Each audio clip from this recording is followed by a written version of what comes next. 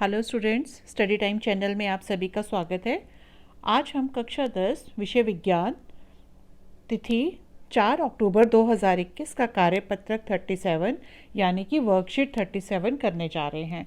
यह वर्कशीट हमें शिक्षा निदेशालय राष्ट्रीय राजधानी क्षेत्र दिल्ली से प्राप्त हुई है। बेटा ये जो आपकी वर्कशीट है ये आपके चैप्टर 6 जैव प्रक्रम पर आधारित है।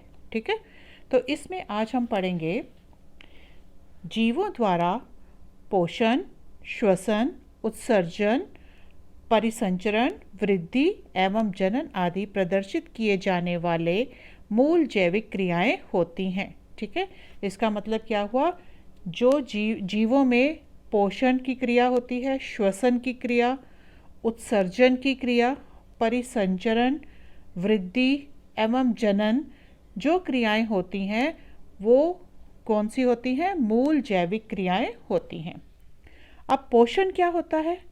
पोषण होता है पोषण भोजन ग्रहण करने और इसे ऊर्जा और जीवन के लिए अन्य आवश्यक पोषक तत्वों में परिवर्तित करने की प्रक्रिया है। तो पोषण क्या है कि जो हम भोजन खाते हैं उसको हम ऊर्जा में, एनर्जी में मतलब, और अपने जीवन के लिए जो बहुत ज़रूरी चीज़ पोषक तत्व हैं उनमें परिवर्तित करने की क्रिया को हम क्या बोलते हैं? पोषण बोलते हैं। पोषक तत्व वे पदार्थ होते हैं जो पोषण प्रदान करते हैं। अब पोषक तत्व हम किन को बोलते हैं? पोषक तत्व वो पदार्थ जो हमें पोषण प्रदान करते हैं उनको बोलते हैं पोषक तत्व। वृद्धि, विकास, प्रोटीन संश्लेषण और अन्य पदार्थों को संश्लेषित करने के लिए जीवों को पोषक तत्वों की आवश्यकता होती है। हमें ये पोषक तत्वों की आवश्यकता क्यों होती है? हमारी वृद्धि के लिए, ठीक है, हमारे प्रोटीन संश्लेषण के लिए और अन्य पदार्थों को संश्लेषित करने के लिए हमें किस चीज़ की ज़रूरत होती है? पोषक तत्वों की आवश्यकता होती है। पोषण विधि आती है नेक्स्ट। सभी जीवों में ऊर्जा तथा पदार्थ की सामान्य आवश्यकता समान है कि सभी जीवों को ऊर्जा भी चाहिए और पदार्थ भी चाहिए, वो सबकी जो है वो बेसिक ज़रूरत है। लेकिन इसकी आपूर्ति विभिन्न विधियों से होती है। अतः पोषण की दो विधियां हैं। अब हमें भोजन भी चाहिए, ऊर्जा भी चाहिए, और इसके लिए हमें क्या होगा? इसकी जो यह भोजन हमें कहाँ से मिलेगा? हमें हमारे पोषण की जो है वो दो विधियां हैं। कौन कौन सी? एक होती है स्वपोषी पोषण और एक होती है विषमपोषी पोषण। अब कौन कौन सी दो विधियां? यहाँ पे देखो क्लियर किया हुआ है, दोनों का अंतर दिया हुआ है। स्वपोषी पोषण में क्या होता है? स्वपोषी पोषण कुछ जीव, ये देखिए यहाँ पे कुछ जीव का अकार्बनिक स्रोतों से CO2 तथा H2O के रूप में सरल भोज्य पदार्थ प्राप्त करते हैं। H2O, CO2 तथा सूर्य के प्रकाश में अपना भोजन बनाना, जैसे हरे पौधे, शैवाल तथा कुछ जीवाणु। इसका मतलब क्या हुआ कि कुछ जीव जो होते हैं वो अकार्बनिक पदार्थों से, जैसे कि कार्बन डाइऑक्साइड है, जल है, इससे अपना भोजन जो है वो प्राप्त करते हैं। ठीक है, CO2 और जल तथा सूर्य के प्रकाश से वो, इसका मतलब वो अपना भोजन जो है वो स्वयं बनाते हैं, जैसे कि जितने भी हरे पौधे हैं, शैवाल तथा कुछ जीवाणु इसके उदाहरण हैं। तो स्वपोषी कौन से होते हैं? जो कार्बन डाइऑक्साइड और जल की सहायता से अपना भोजन स्वयं बनाते हैं। ठीक है, नेक्स्ट है विषमपोषी पोषण। ये देखिए विषमपोषी पोषण, इसमें क्या है? जंतु जटिल पदार्थों को सरल पदार्थों में खंडित करते हैं ताकि वे जीव को समारक्षण तथा वृद्धि में प्रयुक्त हो सके। सभी जीव जंतु इसके उदाहरण हैं, जैसे मानव है, कवक है, ये इसके उदाहरण हैं। तो विषमपोषी पोषण क्या होता है? इसमें जो जंतु जो हैं वो क्या करते हैं? जितने भी जो जटिल पदार्थों होते हैं उनको सरल पदार्थों में पहले बदलते हैं ताकि वे जीव के समारक्षण मतलब उसके रख रखाव और इसके वृद्धि में इस्तेमाल कर सके। ठीक है, तो हमने देखा स्वपोषी पोषण और विषमपोषी पोषण। तो मेन जो अंतर है, स्वपोषी में क्या होता है कि इसमें जीव जो हैं वो क्या करते हैं, कार्बन डाइऑक्साइड और जल की सहायता से अपने भोजन का निर्माण स्वयं करते हैं। जैसे कि हरे पौधे हैं, शैवाल हैं और कुछ जीवाणु होते हैं इसके उदाहरण। और विषमपोषी पोषण कौन कैसा होता है, इसमें क्या होता है, जंतु जटिल पदार्थों को सरल पदार्थों में बदलते हैं और ताकि वो जो है हमें हमारे रख रखाव में और हमारी वृद्धि में सहायक हो सके। और इसके उदाहरण हैं जंतु, मानव और कवक। ठीक है, ये इसके उदाहरण हैं। नेक्स्ट आता है कार्बोहाइड्रेट पौधों को ऊर्जा प्रदान करने में प्रयुक्त होता है। तो जो कार्बोहाइड्रेट होता है उसका काम क्या है, वो पौधों को ऊर्जा देता है। जो कार्बोहाइड्रेट तुरंत प्रयुक्त नहीं होता, मतलब जो कार्बोहाइड्रेट बनता है उसी टाइम यूज़ नहीं होता, तो उसको क्या कर लिया जाता है, वह मंड या जिसको हम स्टार्च कहते हैं उसके रूप में संचित कर लिया जाता है। मतलब जितना कार्बोहाइड्रेट यूज़ होता है वो ठीक है, जो बच जाता है वो किस में बदल जाता है, मंड या स्टार्च के रूप में बदल जाता है और उसको वो संचित कर लिया जाता है।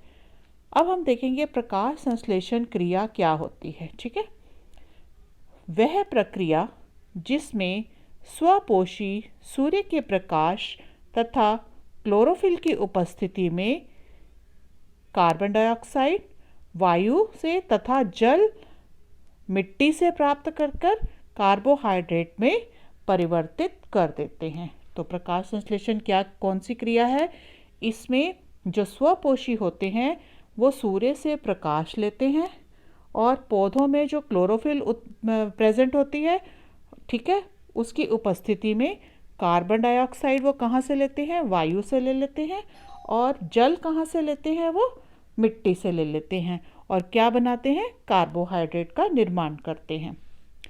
फिर देखिए, उत्पादित ग्लूकोज विभिन्न कोशिकीय क्रियाओं को संपन्न करने में प्रयुक्त होता है। तो जो ग्लूकोज का उत्पादन होता है इसमें, उससे क्या होता है, वो जितनी भी कोशिकीय क्रियाएं होती हैं उनको वो करने में मदद करता है। ठीक है, नेक्स्ट देखिए, इस जैविक रासायनिक अभिक्रिया में ऑक्सीजन एक उत्पाद है। तो ये जो क्रिया है इसमें क्या होता है, ऑक्सीजन जो है वो बनती है। ठीक है, इसका हमें यहाँ पे ये देखो समीकरण भी दिया हुआ है, 6CO2 + 12H2O, और किसकी उपस्थिति में, ऊपर देखो क्लोरोफिल है और नीचे क्या है, सूर्य का प्रकाश। मतलब क्लोरोफिल और सूर्य के प्रकाश की उपस्थिति में ये किस में बदल जाता है, C6H12O6 मतलब ग्लूकोज + 6O2 ऑक्सीजन निकलती है और फिर H2O मतलब जल। ठीक है, तो प्रकाश संश्लेषण की ये जो क्रिया है उसका ये आपको समीकरण यहाँ पे दिया गया है। नेक्स्ट आता है जैव प्रक्रम। ठीक है, यहाँ पे इसमें देखिए, प्रकाश संश्लेषण के लिए उपयुक्त पदार्थ, प्रकाश संश्लेषण के लिए कौन कौन से पदार्थ जो है वो उपयुक्त है, देखिए यहाँ पे ये। ठीक है, सबसे पहला है कार्बन डाइऑक्साइड।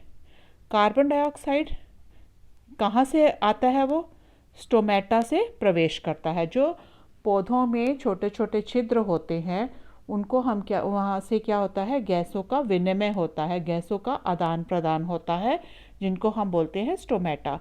तो वहाँ से जो है कार्बन डाइऑक्साइड पौधे में प्रवेश करती है और वहाँ जाके क्या करती है, ग्लूकोज के, ये देखिए, ग्लूकोज के निर्माण में कार्बन तथा ऑक्सीजन के स्रोत के रूप में। ठीक है, तो वो क्या करती है, जो कार्बन डाइऑक्साइड जाती है वो ग्लूकोज का निर्माण करती है। ठीक है, नेक्स्ट है जल। जल में देखिए, जल कहाँ से मिलता है हमें, जड़ों द्वारा अवशोषित होता है। ठीक है, जल कहाँ से मिला हमें, ये जड़ों द्वारा अवशोषित हुआ और इसने क्या काम किया, यहाँ देखिए, ग्लूकोज में हाइड्रोजन के स्रोत के रूप में तथा ऑक्सीजन गैस के निर्माण में, ये देखिए। ठीक है, इसने, जल ने क्या किया कि जो ग्लूकोज बनता है उसमें वो हाइड्रोजन देता है अपना और ऑक्सीजन गैस के निर्माण के लिए प्रयोग हो जाता है ये। फिर नेक्स्ट देखिए, सूर्य का प्रकाश। सूर्य का प्रकाश क्या होता है, ये कहाँ से आता है, क्लोरोफिल जो होती है पौधों में वो इसको अवशोषित कर लेती है। मतलब क्लोरोफिल जो पौधे में पाई जाती है वो सूर्य के प्रकाश को अपने अंदर ले लेती है, अवशोषित कर लेती है, और फिर क्या होता है, वो प्रकाश संश्लेषण में ऊर्जा स्रोत के रूप में कार्य करती है। ठीक है, तो जो सूर्य का प्रकाश है वो क्या काम करता है, प्रकाश संश्लेषण का काम वहाँ करता है। ठीक है, अब हमने पढ़ना है प्रकाश संश्लेषण का स्थान।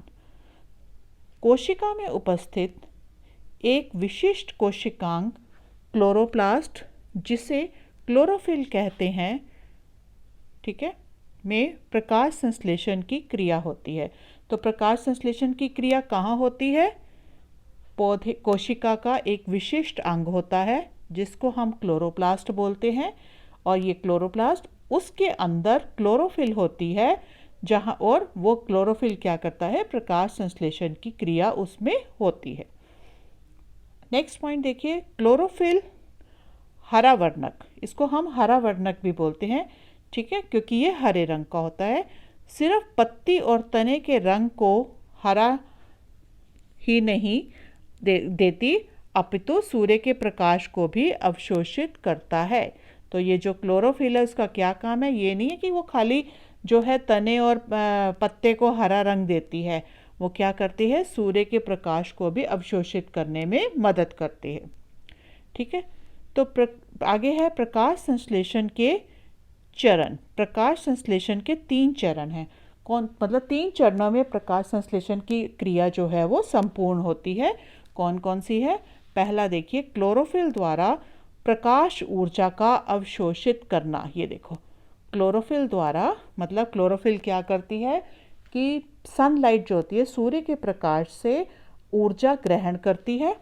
फिर नेक्स्ट स्टेप क्या है, प्रकाश ऊर्जा को रासायनिक ऊर्जा में, यहाँ पे देखिए, को रासायनिक ऊर्जा में रूपांतरित करना तथा जल अणुओं को हाइड्रोजन ऑक्सीजन में अपघटन।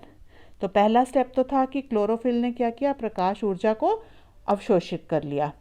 फिर उसने प्रकाश ऊर्जा को कैसे करा, रासायनिक ऊर्जा में बदल दिया। प्रकाश ऊर्जा को रासायनिक ऊर्जा में बदला, और जो जल के अणु थे उनका हाइड्रोजन और ऑक्सीजन में अपघटन कर दिया।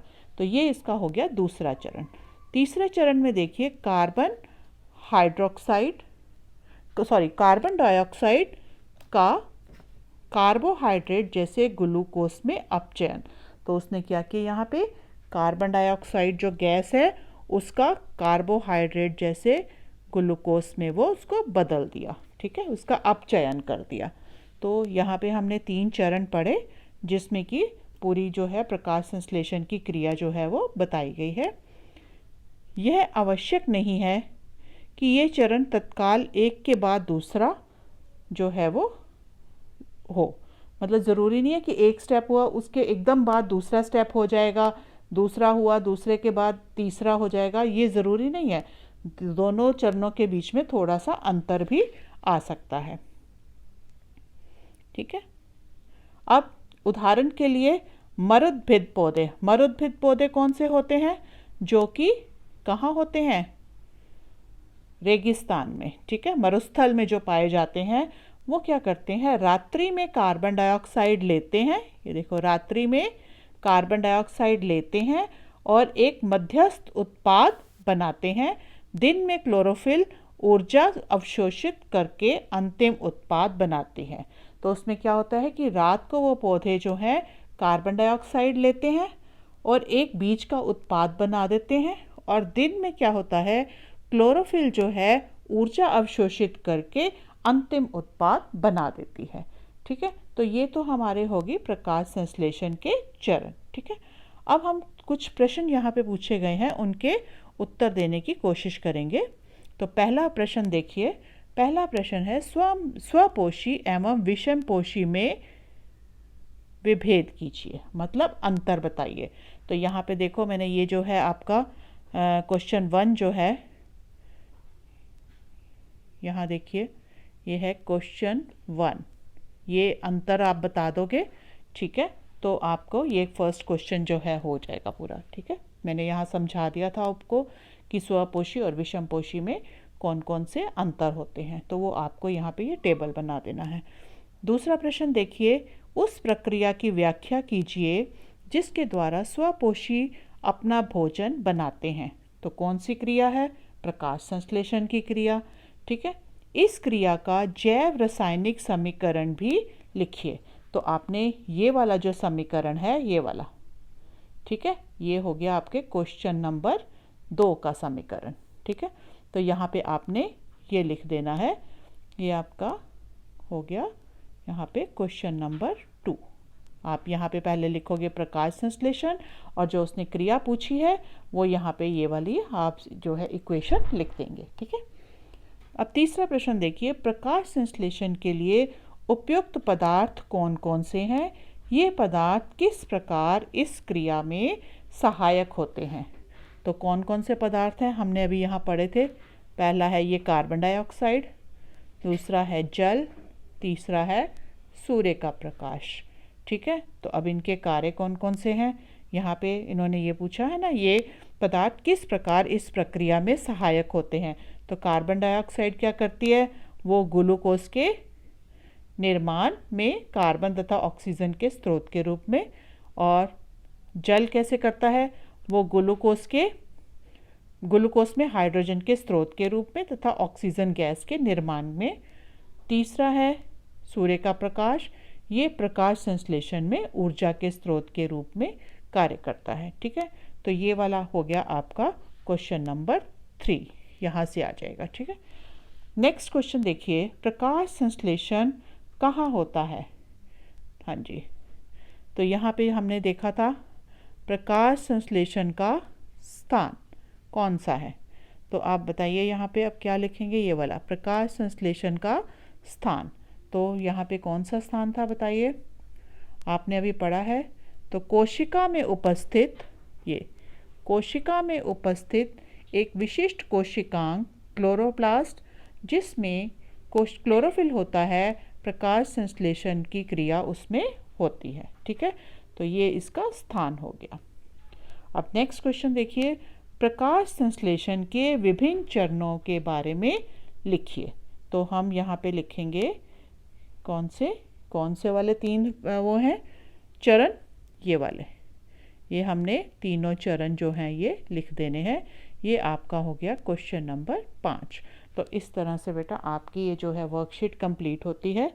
अगर आपको इसमें कोई डाउट है या कोई चीज़ समझ में नहीं आई तो आप मेरे कमेंट बॉक्स में कमेंट करके पूछ सकते हैं। और अगर आपको ये चैनल अच्छा लगा है और इसको सब्सक्राइब करिए, ताकि आने वाले जितने भी वीडियोस होंगे उनका नोटिफिकेशन आपको सबसे पहले आपके मोबाइल पे मिल जाएगा। ठीक है, और अगर लेसन अच्छा लगा तो लाइक ज़रूर करिए। थैंक यू बेटा।